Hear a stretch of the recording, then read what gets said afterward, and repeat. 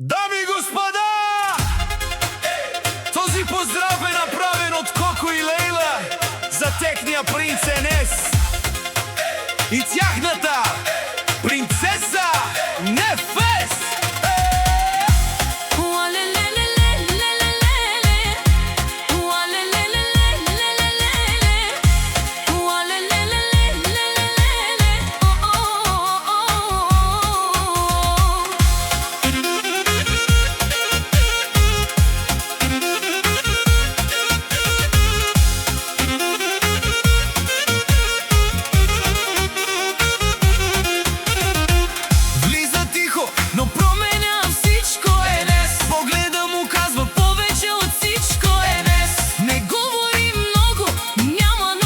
Баща му Коко е неговата подкрепа.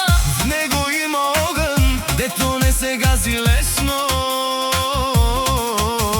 Енес, той е сила, той е стил. Винаги напред, никога не спира. Нефес, ти си дъх и съдба, дъщеря на Коко и Лейла.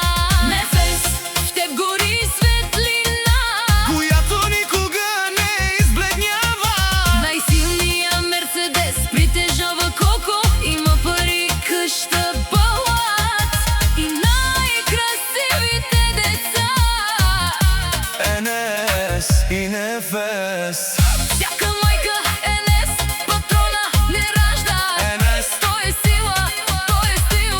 За най-добрия Енес, патрона. вали гарми, На Енес патрона пак му върви.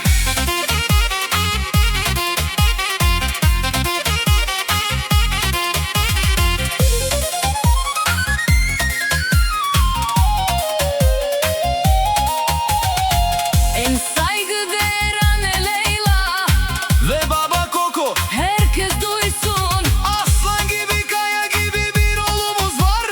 Kimse ona yetişemez. Enes bizim oğlumuz. Dolu dolu bir kral bizim paşamız.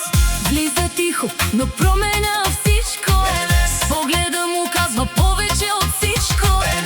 Не говори много, няма нужда. Него има огън, дето не се гаси лесно. Енес, Той е сила, той е стил. Винаги напред, никога не спира. Където мине, оставя следа. Той не е просто име, той е съдба. Като буря в нощта, тихо идва. но променя света.